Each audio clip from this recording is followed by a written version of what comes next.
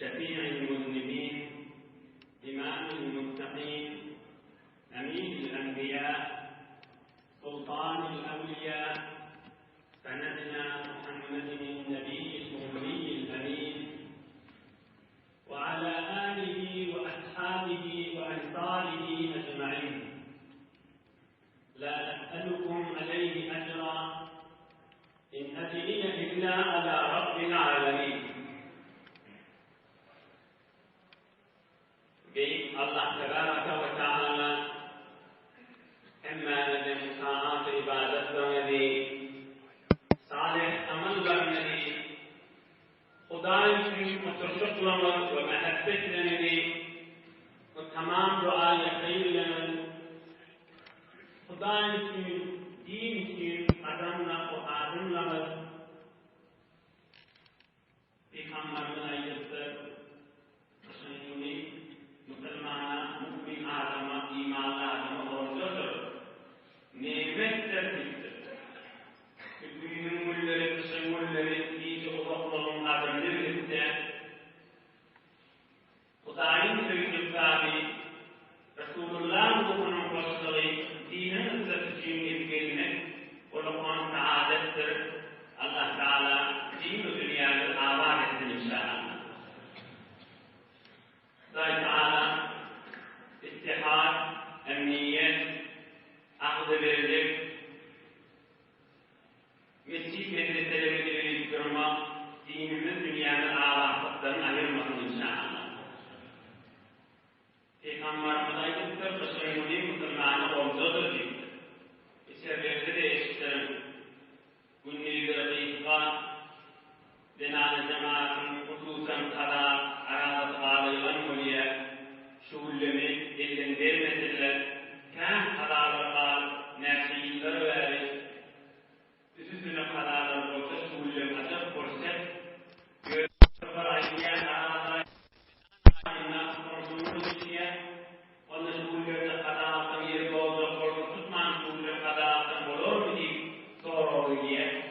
Ama bu vaktide yönümüzde soğazına değil, hiç olma. Ramazan ayının kızılın ibrahim bilgisi oyunu, yılında şodurşun arada tutsa, Ramazan ayının bir gününe yetmiyor ol. Yönü bir her hal şu illerde qada alsan, qadana bitiye, Peygamberimiz aydıptır, kışın günü Müslümanı olcadır deyiptir. Geceler uzak, kilas Kur'an'ınız da olsa, ilm öğrenyen celeseleriniz de olsa, şicerek mübarek celese de olsa, Resulullah'ın mübarek yaşayışının görürünü de olsa, insanın zindigisine lezzet veriyen oturuşuklar, şicere oturuşuklar olsa da, derhal olukon fırsattir, bu fırsatın kadrini bilip şirket etip durmağın özü olukon saadet, ki her kime nesip etmeye, kadrini bilin nığmatın. Geleyliğin Resulullah canın mübarek yaşayışına, gözümüzün nurunun yaşayışına, rahmetul lil aleminin yaşayışına, Muhammed Habibullah'ın yaşayışına, aleyhissalatu vesselam. Peygamberimiz mübarek 57. yaşında bolan vakialardan Resulullah canın 6. izdivac edecek anası enemiz Hazreti Ummu Seleme radıyallahu anha. Deslaqı anası enemiz Hatice ol dünyadan geçti. İkinci anası enemiz Sauda ol hadirçek bağ. Üçüncü anası enemiz Hazreti Aişa o da bağ. Dördüncü anası enemiz Hafsa o da hadirçek bağ oldu. Beşinci anası bir neçe hafta mınnaodal geçenler Ummul Mesakin Hazreti Zeynep ol bir neçe ay Resulullah'ın denanası olup Müslümanların eneleri olup bir neçe aydan dünyadan geçiye. O da 5. ve 6. Resulullah canın izdivac edecek denanası 57. yaşında enemiz Hazreti Ummu Seleme radıyallahu anha kan biz Müslümanlara ahkam yetirmege sebep bulan enelerimizin biri. Resulullah'dan kan hadisleri ve hükümleri, kan mesailleri eşitip Müslümanlara yetiren bir beyik, bütün Müslümanların eneleri olan Hazreti Ummu Seleme radıyallahu anha. O da tefsirin içinde de geçti. O da Resulullah'ın yaşayışının içinde de 2 edek geçti.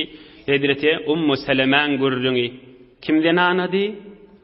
Din için, Huda için, din için, Huda için adamsı bilen, oğulcuğu bilen 3 bolup Mekke'ni öpberip Medine geliye kala adamsı bilen özünün arasını açıptırlı kafirla. Min zinanan Ummu Seleme'nin taifası hadir peygamberimize gelmeke. Ummu Seleme'nin taifası min sen menen iyi verecek dellip adamsının özün Medine'ye iyi veriptirle. Zinanan alqalıptırla. Şonna adamsına ay biz Müslüman bolansak şu derde düşüp dursa diýmendir.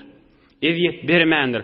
Adamsı da gözünden yaş aktırıp hem oğulcuğunu hem zinanasyny koyup imanım bolsa bolýa dip Resulullah'a şeýin gözlerinden yaş aktırıp öz hicretini Medine'ye gitjek bernamasyny döwmän Medine'ye şeýin gözlerinden yaş aktırıp Hudaý üçin gidipdir. O hem enemiz Ummu Seleme oğlu bilen galypdy. Kysgaçyk geçirenim odal kamil geçti elhamdülillah. O hem min oğlunu elinden alypdyrlar. Erinin taifası oğlunu elinden alypdyrlar.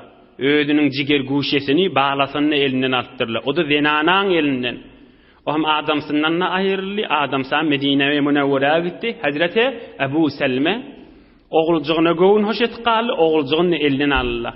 Bir ýyly golay gijewni ağlap, bunu erti bilen çägeligiň üstüne çykyp, tä gün ýaşaýança ağlap, akşam ýene öýe gelip, Hudaý üçin, din üçin bir gezekde etiraz etmäni, şikayet etmäni, aýş men musulman bolansak şu dertli bir de düşdi da diýmäni bir ýyl geçirenden soňra aham oğulcuğun berip, ay gitsen Medine diýip bir öýdi bilen oğulcugy Hudaýda arkasy Medine gaşyn ogran denana Hazreti Ummu Selme. Peygamberimiziň zenanasy bolmaka adamsyndan bir ýyl geçenden soňra Medine ograndan soňra oğulcuğun kucağına alyp da Medine-i Munawwara ogran beýik sahaba denana. Oham ýolla Osman diýen bir kafir adam Osman Zin-Nurayndan başga ay men öz ýurdumyň zenanasyny iyi berjek däl ýekejöz menne ýanyňdan kömekleş gideýin dip 10 güllap gijewni bir bilen gurrun etmäni habar atmany iffet bilen arastalyk bilen iman awry bilen ol kafir bolup maňa habar atmandyr bir de musulman bolup özüni ýygnap imanyny gaýym durup şol zenany özünden bir biderek hareket köközmese zinany bir özünden hareket köközüp başlamasa erki adam ilerlemedek bolýar muny bitin insan bilýär. Om özünden bir hiç biderek hareket köközmäni bizire haramzadyň pikirine bolmansaň, ýygyne bolmansaň, Hudaýyň rezaýet içinde bolmansaň 10 günne Medine-i Munawwara adamsynyň ýygynden baran beýik zenana. Kim?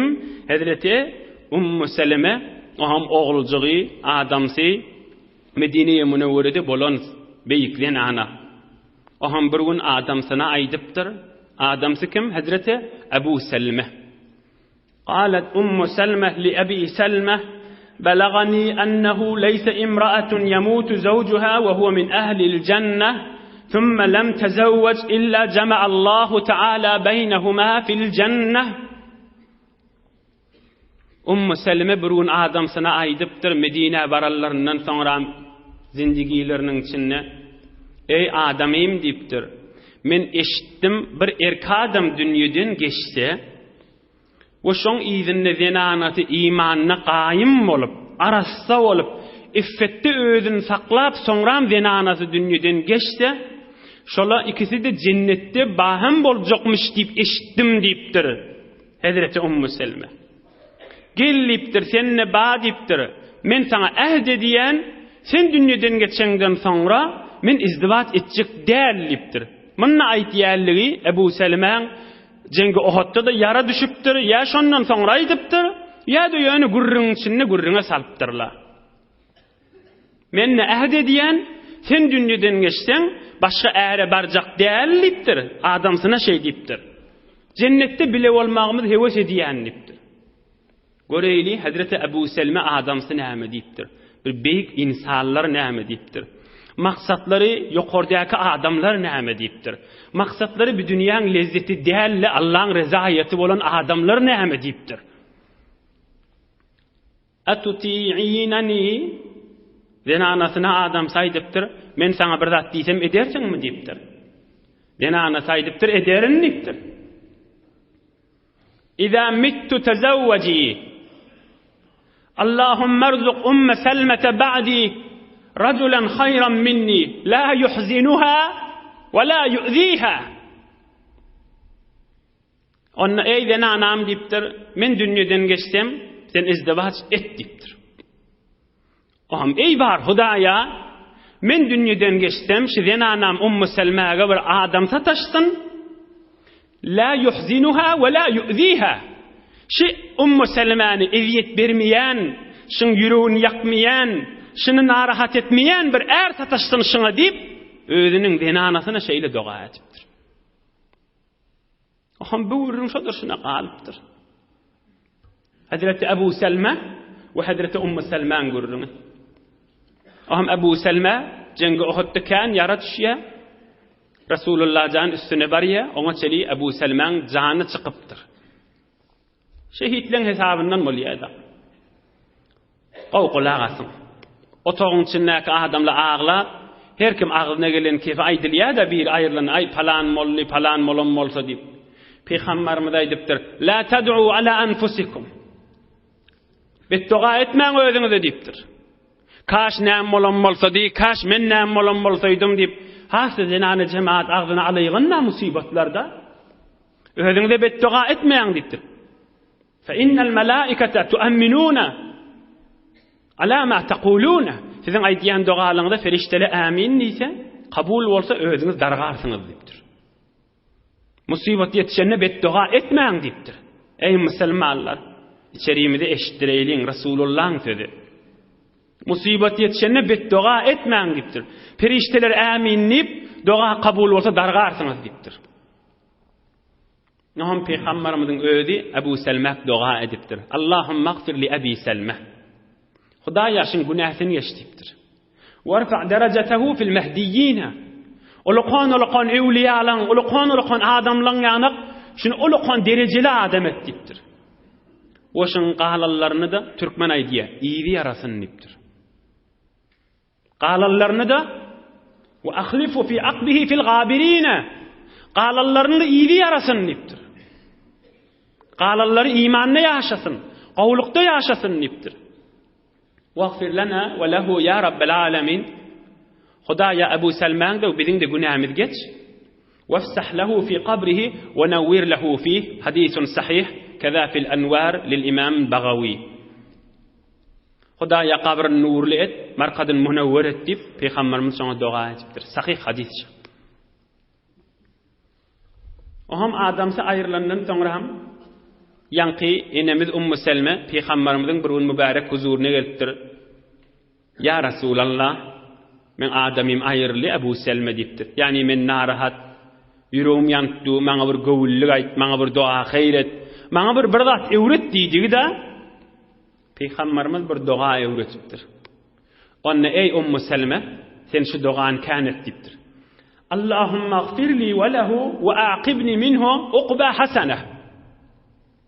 Ravahul İmam Muslim. Onna sen doa et. Hudaýa men de günämi geç, Ebu Selman de günäsini geç. Ve şoň iýdini men agybetim haýr et diýip doa et. Men gowlukda ýaşaýyn diýip Hudaýdan diledipdir. وَلَمَّا انقضت عدتها خطبها رسول الله صلى الله عليه وسلم. Aham iddeti geçenden sonra 4 ay 10 gün geçirenden sonra bir neçe sahabalar Ummu Selma Qudalyga barıpdyr, şoň bilen izdivaç etmeden çüreyim. Hazreti Ummu Selma edmändir. Näme? 4 çagasy galypdyr. Hazreti Ebu Selma'dan 4 çagasy galypdyr. Aham Peygamberimiziň özü adamy berýär Ummu Selmaga. Bütün musulmanlaryň eneleri bolmadan çüreyim, Peygamberimiziň denanasy bolmadan çüreyim. Hazreti Ummu Selman da 4 çagasy var. O da kabul edip Peygamberimizin denanası olup, bütün mümin Müslümanların eneleri, 6-cı Resulullah sallallahu aleyhi ve sellemin izdivac eden denanası, enemiz Hazreti Ummu Selme, Peygamberimiz denanalara hormat koyuşun ders alacak bolsak, denanaların özü İslam dini, denanalara şizire hormat koyarlığın ders almalığını özümüz içinden düşünüvermeliyiz. Bunun üstünde men vaqt güymemeyin. Be her hal 6-cı Resulullah'ın denanası, bütün mümin Müslümanların eneler kim bolli? Hazreti Ummu Seleme radıyallahu anha valla. Peygamberimizin pesperçiliğini özden, 4 çağalı denana, hormat koyuşunu özden. Emma 57-nji ýaşynda Zat-ı Riqa diýen bir waqia bolupdyr. Biter içinde ulaqan dersler var. Qawjitdan qulaq asy. وَلَمَّا ظَهَرَ الْغَدَرُ لَدَى كَثِيرٍ مِنْ قَبَائِلِ النَّجْدِ بِالْمُسْلِمِينَ. Geçen heftelerde geçipdi. Necd diýen ýurdun adamlary, kän sahabalary şehit edipdi. Mızahım bolupdi. Medine-i Münewwereň döwründe oýun üstünde, mal üstünde turan sarwaly dagda, häzir musulman bolmadyklar dagda sahabalara mızahım bolýanmışdyklar. Öldürjek bolup, urup ýenişek bolup, aham şowullerde Peygamberimizin 57-nji ýaşynda bir kerwan gelipdir zat satmana Medine-i Münewwere'ge. Aham bular aýdypdyrlar, biz falan taifa çarwa adamlardan, mal üstünde bolýanlardan biz näçe taifalary gördük. Siz musulmanlar bilen jeň etmeden çürim teýýarlanyp dula. Sizi hewremen jaýly berýän diýipdir kerwan adamlary. Febelagan Nebiyyel Mustafa sallallahu aleyhi ve sellem kavluhu. Oham bir kep Peygamberimize yetipdir. Peygamberimize yetip, oham Peygamberimiz 400, bir neçe rivayette 700, bir neçe rivayette 800 sahabasyny hemmesini ýüreň şolara gaşyn cihat we jeň etmeden çürim ugraýlyň diýip sahabalary bilen şol çarwalaryň üstüne, mal üstüne, oýun üstüne, dawar üstüne bolýan çarwalara gaşyn ugrapdyr Peygamberimiz. Aham ýolla hawa kızgın çägelek sahabalan bir toparlarynyň köwüşlerinde ýok bolup wa kana al-ashab radiyallahu anhum rabatu ala arjulihim min al-kharaq war-riqa ittiqa al-harr. Aham bir topar parça para tapsala ayaklaryny daňyp bir tike parça tapsala bir zat tapsala ayaklaryny daňyp şoň menen ýolla ugrapdyrlar. Hawa kızgın bolansaň çägede ayaklaryny eziyet berenseň ayaklarynyň da ýarty köwüşsiz bolansaň oham on adyny araplar Zat-ı Riqa atdypdyrlar taryhda. Ayagyna parça daňan sahabalar diýdi. Ayagyna ýyrtyk zatdan ugran sahabalar diýdi. Şonda da lizzet alyp ugraýanmışdykda sahabalar. Şu kıyınçılık bilen mariyala, ayaklarına parça dank bariyala, bir tofarının dırnaklary kopup bariya, hewir kızgın havada bariyala, özlerinde lizzet alyp bariyala şula adamlar. Şulanda oğlun şoğu varmışdyka. Şulanda iyigini varmışdyka. Şularda bir yala adammışdyka. Şulanda ayaklarına çägen kızgın ediyet berenine, jydaman ayaklarına parça tapsalar daňy berýänmişdikler. Qadim adamla fark etýär diýip allanmaly urun gel haşy. Yöne şo gelip berşilerini, şo kıyınçılığın içinde de zindigilerinin lezzet alýanmışdyklar. Şu taýy bir geň zat. Şo kıyınçılığın ayşy qalmagal, ayşy kıyınçylykda bizim başımızdan savulmady wallahi we diýip nauzu billah şikepler aglyny alanakçylar adamlar. Näme? Adam diýäniň bir zaty aşky bolsa, hewesi bolsa, ol ýadanakda. Mene hemmemiz bilýärsäkin bu ýagdaý. Ertiden akşama, akşamdan daňa giýjüni diýilen kaýa bir tovar adam bir zada meşgul bolanda ýadana, şoň puluny aşky bolup ýa dünýäsini aşky bolanda biz zady biz gözümüz bilen görüp bäň ýagdaýlarymyz. Hatta oğluny şoňundan nada bidar bol, hatta özüni dözmäň nagda ýene şoň ýerine ýortup gelipdi. Ýöne zindigisinden ýöne lezzet alanak, imme bu adamlar ayaklaryna parçadan çägen kızgın eziyet berip ayaklarının yalan açlığından yönüşlü lezzet alıp yaşayalı. Eşin fikrini etmeliğemay bil. Koğuş olsa tekmil, evin maş olsa tekmil, cay olsa tekmil. Tekmil değil, hol qarib diysen de bilin müngden birçe olacak değil. Onun da mıdam adamların hiç kaysının arhameşi yok. Şu zamanda yaşayan adamlar.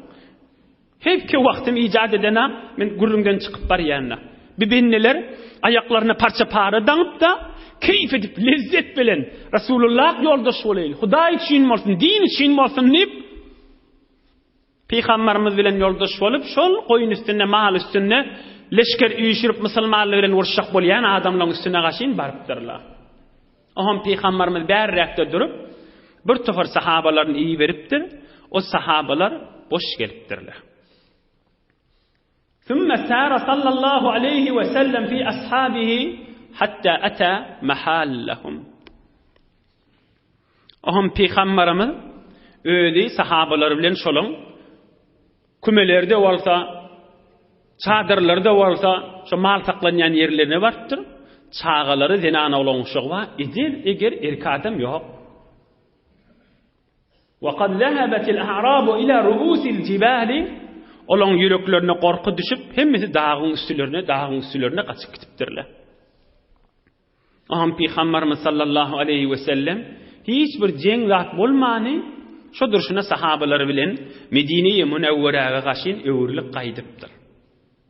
Yolla bir waqia bolupdyr.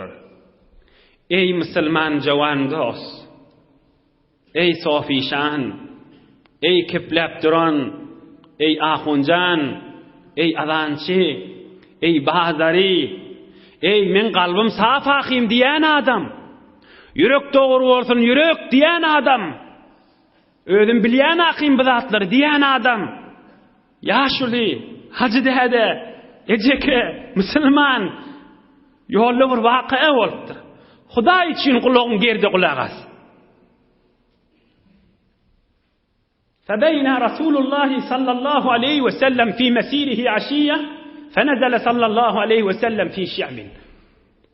Yolla geliya qala yafsıdan sonra yolla qalmalı bolupdyr, kerwan düşmeli bolupdyr. Yelenrekmi şowha aham Peygamberimiz sahabalary bilen iki dağın arasına derede düşüpdir, yüklerini yadırıp düşüpdirler. Aham Peygamberimiz sallallahu aleyhi ve sellem sahabalarına aydıptır. Men raculun yaklauna al-leyla. Hani şunu akşam kim dayav duracak diptir. Hemmesi yadavha. Musafirattan yeliyala. Kızgın havada. Ayaklarını parçadan geliyen sahabalar. Şunu akşam biri saklayacak sahabalar kim ay diptir. Yatmanı durmalı hadan açılayım. Men raculun yaklauna al-leyla. Kim duracak şunu akşam diptir. Faqala raculani Ammar ibn Yasir radıyallahu anh ve Ubbad ibn Bishr radıyallahu anh. Nahnu ya Resulallah naklauka. 40 yaşa yetmedik iki tane cavan sahabe derre oturup biri Hazreti Ammar Yasir ol Mekke'den gelen sahabe. Hazır 40 yaşa yetmedik cavan oğlan. Ve biri de Hazreti Ubbad ibn Bishr diyen sahaba ol Medineli. Biri Mekkeli cavan oğlan, biri Medineli cavan oğlan. Biri muhacirlerden, biri ansarilerden.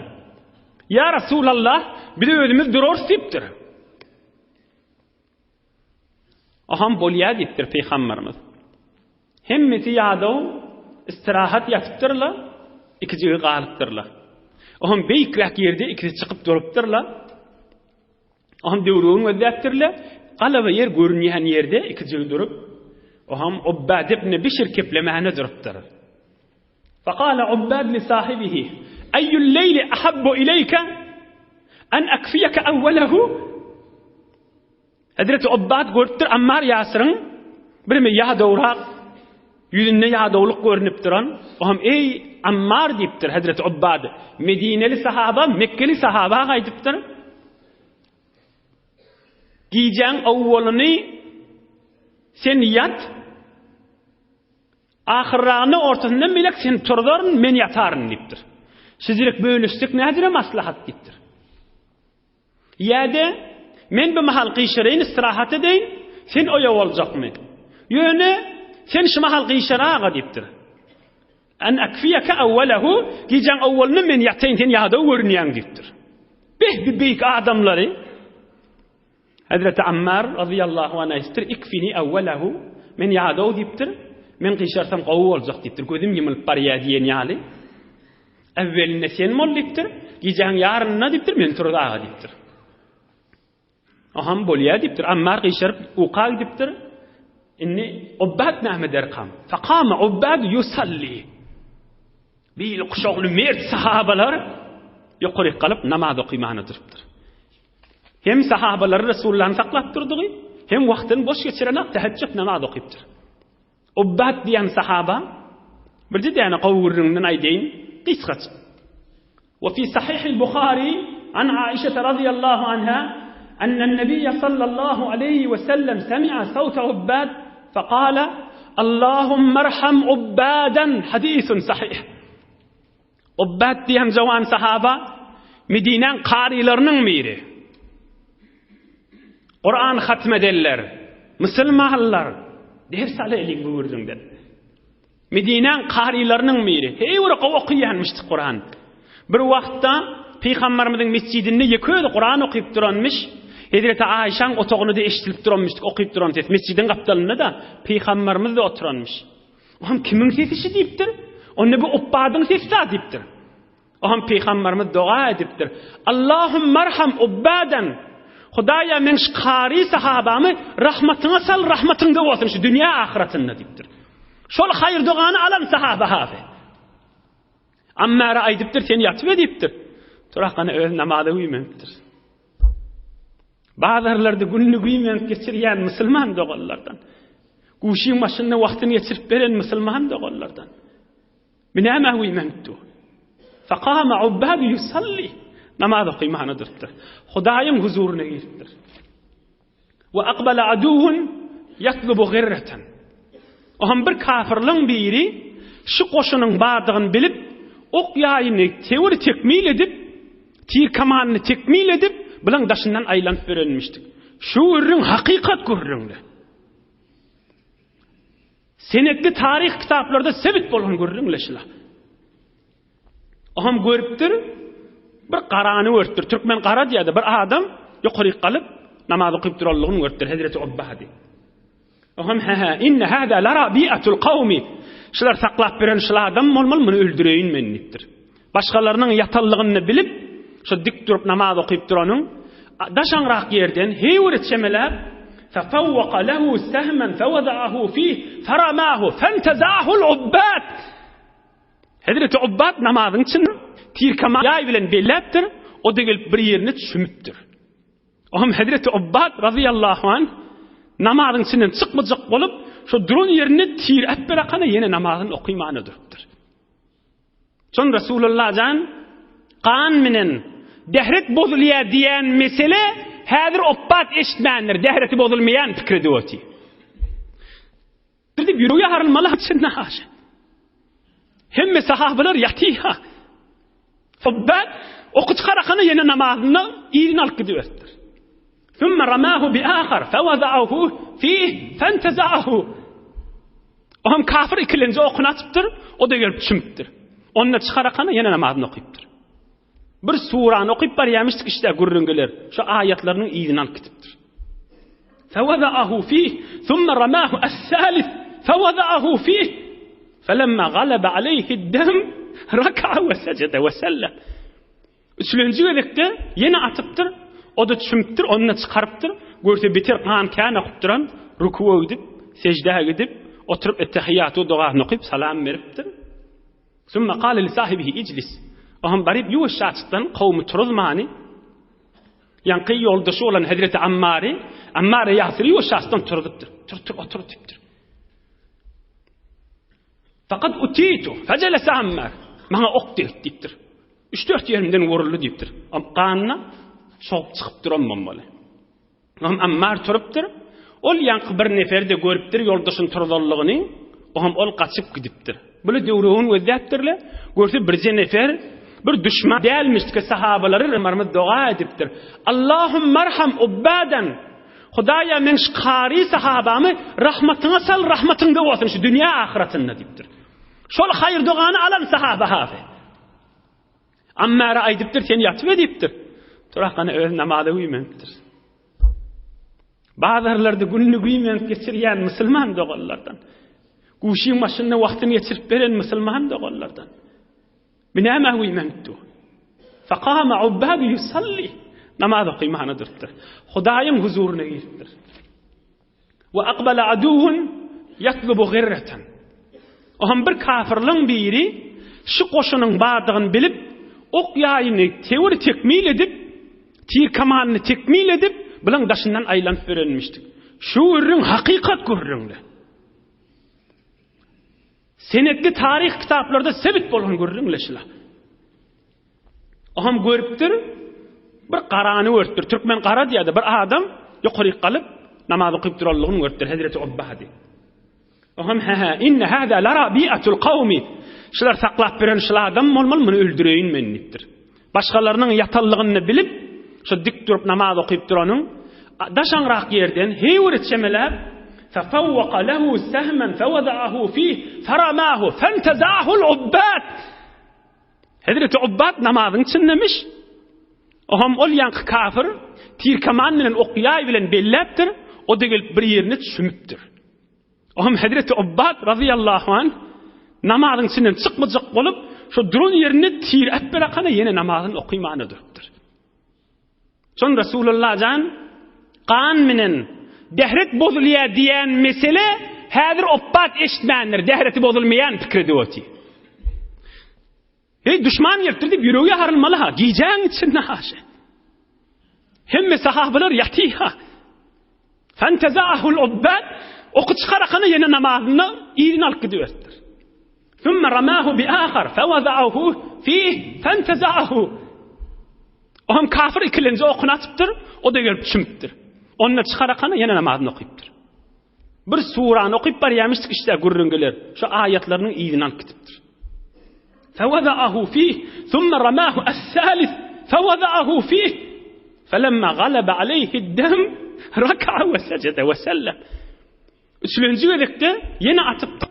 O da çümüptür, onunla çıkarıptır. Görse bitir kan kan okutturan rukuğa gidip, secdeye gidip, oturup ettehiyyatı duasını okuyup salam veriptir. ثم قال لصاحبه اجلس. Oham barip yuvaş açıktan kavmi turulmani. Yankı yoldaşı olan Hazreti Ammar Yasir'i o şahsdan turduptur. Otur diptir. Fakat utitu. Fecelese Ammar. Bana ok diptir. 3-4 yerimden vuruldu diptir. Qanına soğuk çıkıp duramam böyle. Ammar turuptur. Ol yankı bir neferde görüptir yoldaşın turdalygyny. Oham ol kaçıp gidiptir. Böyle döwrüğün özdäpdirle.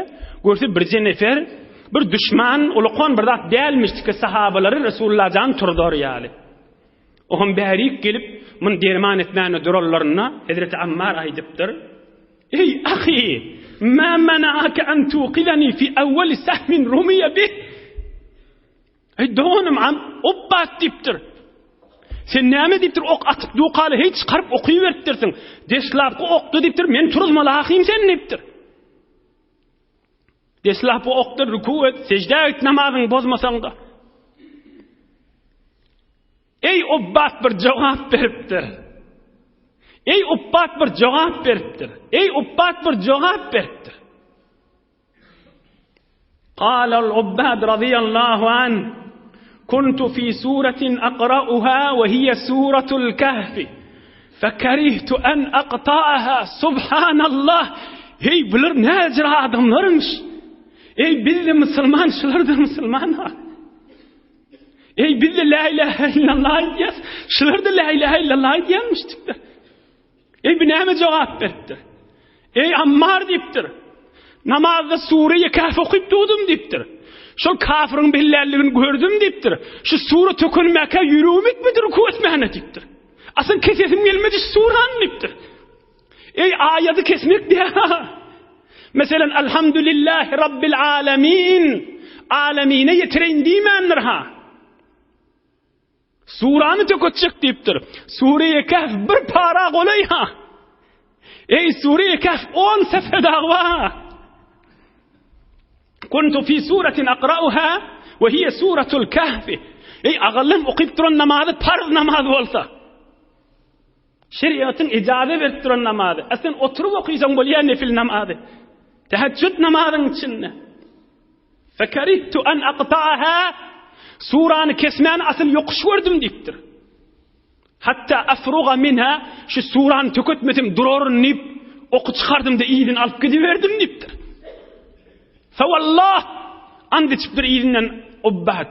Allah bilen and içýän diýipdir. Laula anni khashitu an udayya thagran amarani bihi Rasulullah sallallahu aleyhi ve sellem man saraftu walau uti ala nafsi. Allah bilen and bolsun diýipdir. Orkdum diýipdir.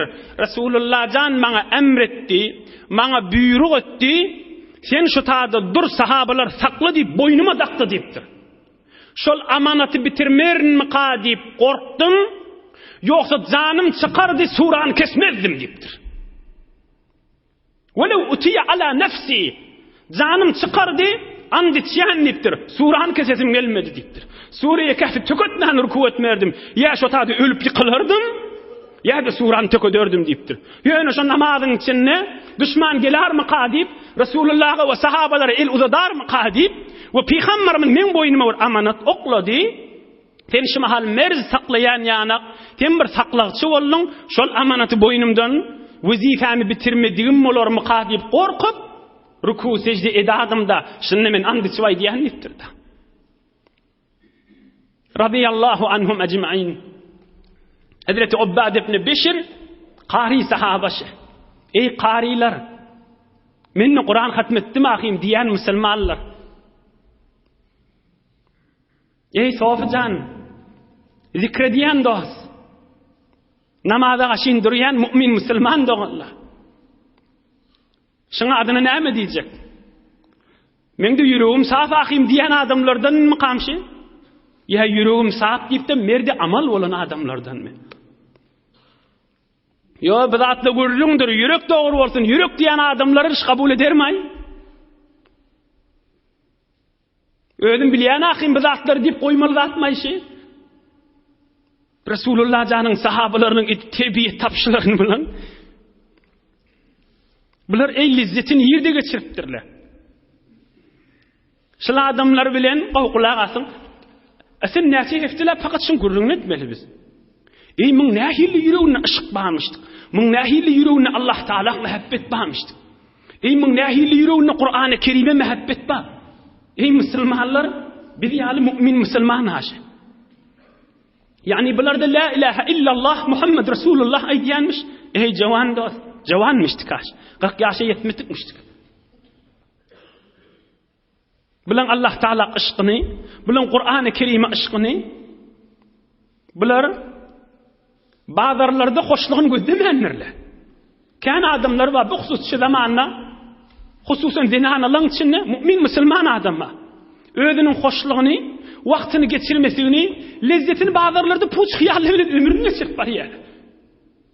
On bizirik gurrunlerde eşitmellerden, Resulullah'ın yaşayışının gurrunlerini eşitmellerden, näme biz bilýärsa bidatlar diye.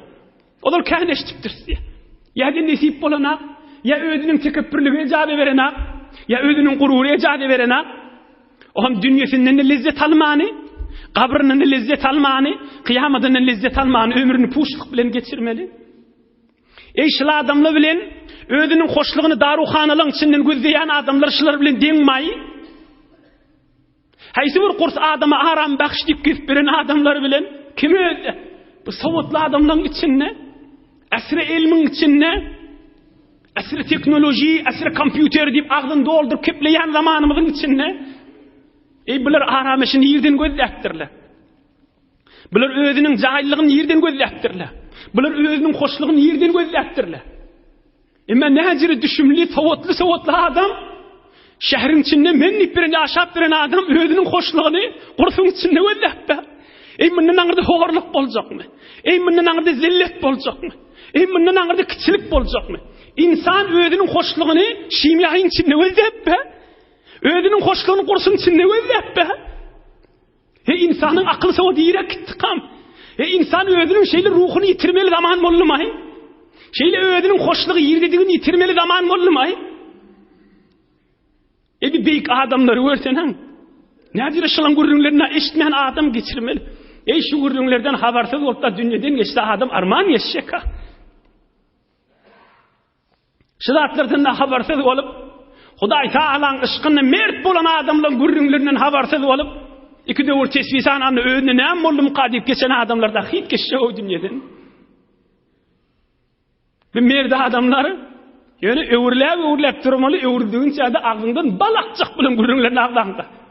On etten gurrunlar ok deyiptu, düşmanın okuduğunu biliyor eti.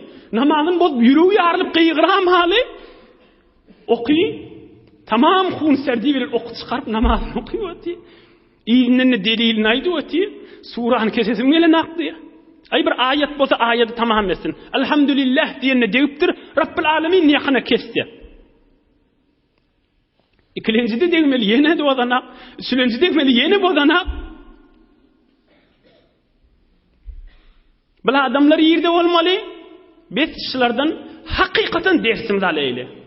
Sözüm eşdiyen, mümin, cevan ve yaşlı, acağa, Türkmen doğullarım. Hoşluğumu de Allah'ın kelamından gözdeylim. Hoşluğumu de Hudayın hoşluğunu yeteğine gözdeylim. Bazıların içinden insan hoşluk hiç tafip bilmez. Önküden metir avarrahalıktan başka da yoktur. İnsan bu işin içinden hiç vakit hoşluk tafip bilmez. Şu vakit güymenip bilir ha. Ama insanı dargadar. İnsan horlar.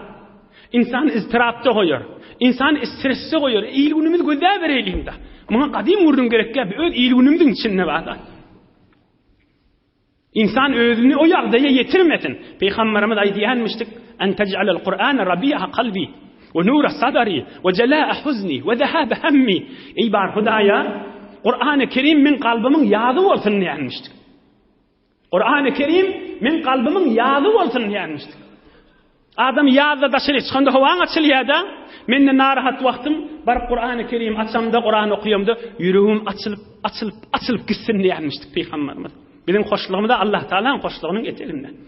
İnsanın ruhunun hoşluğu Allah Teala'nın muhabbetinin içinde. Bu üründen daşgari vaktimde tamam oluştu. Namazımızı cahil okuyayım. Bular yağlı bolup bolmaz. O bolya bular yağlı bolup bolmaz. Bular yağlı. Bular yağlı bolup bolmaz deyip koymayalım. Olmanış 5 vakt namazımızı. Evvel özüme nasihat. Sonra siz doğulluma nasihat. Cahil okuyayım. Subhan Rabbiyel azimi 3 ködek cahilaydın. Subhan Rabbiyel a'la'nın en bärsip Peygamberimizden ve zalika adnahu. Bärsi 3 ködek aytmak diptir. Bärsi 3 ködek aytmak. 5 aysan, 7 aysan, 9 aysan, 10 aysan, yönük fiqh Hanafida İmam Azam'ın mezhebinde ulamalar aydiye imam olacak adam 3 ködek aysan şayet idinde yaşlı vardır, dertli vardır, uzurlu vardır, şondan için 3 ködek aytmalı ya. Olman sünnet namazda 5 aydın, 7 aydın, 9 aydın, hususen 2 öğün okuyup duran vaxtımızda. Peygamberimiz kâde secde diyenmiştik. Peygamberimiz kâde secde diyenmiştik. Şol alhamdülillah suranı okuyan vakti yanık secdede de yap diyenmiştik da. Sahih senetli gurrunlarda bahadaş. Peygamberin sözlerine, Peygamberin eden amallarına. Mesela Sure-i Bakara 2 para yarım, 3 para yarım Kur'an-ı Kerim. Sure-i Bakara'nı bir gece okuyup durun alhamdülillah sonra.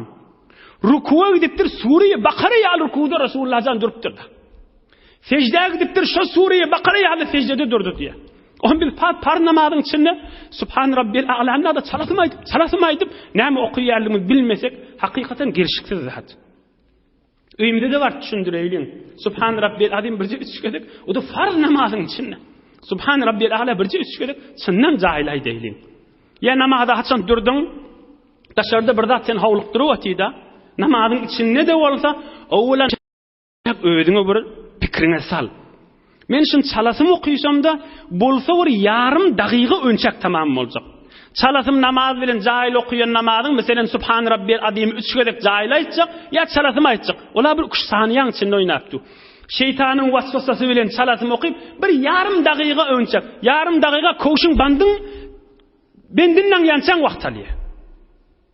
Aňryň märiň aýnaň onu durýançaň yarım dagyga baki, o hem özüňe, imanyňa, Allahyň mehabbetine üçin dur, jahiljedir.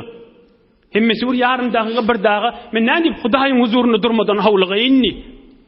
Ýoksa bir dagy odal iýrak başla. 3-4 dagy iýrak başla, lezzet ally oky. Hudaýdan ne dile? Hudaýa beýik adamlar nägat lezzet alyp namazda durýarmyşdyklar. Nägat lezzet alyp Hudaýyň huzuryna durýarmyşdyklar. Hudaý şondan bize de lezzetten berdi. Allah Taala'dan ne diläýin. Hudaý Taala galplaňyz we öýleňiz nury imandan dolasyn inşallah. Bin wagtlaň, fursatlaň, nimetlaň qadryny bilip de gelmek öýdi saadetdir. Hudaý izzetini artdyrsyn inşallah. Hudaý Taala parahatçylyk, ittihad, emniýetden aýyrmasyn inşallah. Dinimiz, dünýämiz abatlykdan aýyrmasyn. Mescid, medrese, huzurlemiz ýörüp durmakdan aýyrmasyn inşallah. Maryzlara da Hudaý kuwat bersin. Gözleýärlere de Hudaý kuwat bersin. Musafiratda, hytmatda, gurbatda, daş yerlerde işläp girip beren doganlara da Hudaý ýar bolsun inşallah. Olja bilen bereket bilen gelsin. Zinanasyny goýup daş yerlerde gelip bäle, olaň da zinanlary imanlaryna gaýym bol. Hudaýyň mehabbetine gaýym bol, abryna gaýym bol, gaýym otursun inşallah. Bir alhamd kul huvallah Suriye Falaq we Nas goşup okuýaýlyň. Ötüllemizin ruhuna bahşedip iyilunimide dua edesin inşallah. Okuýberin. Auzu billahi mineşşeytanirracim. Selamun alel murselin velhamdülillahi rabbil alamin. Dawdahun ilahi amin. Hatmy Kur'an-ı Kerimler vadipdir. Peygamberimiz içerisine ehli beytine, hulefai raşidin, ashab-ı kiram, imam azam, bütün mümin musulmanlaryň ruhuna bahşet. İlahi amin. Müşkilli dogallava. Hudaýdan umydymyz gat känler kabullar inşallah dogala. Amin ya Allah. Ya qadiyal hajat. İlahi amin. İlahi amin. Kabullar inşallah dogala. İlahi amin. İlahi amin. İlahi amin. Amin ya mucib. Amin ya Allah. Birahmetke ya erhamer rahimin. Maşallah, berekallah. Gayrat edin, yoldaşlığını da yadınızdan çıkarma.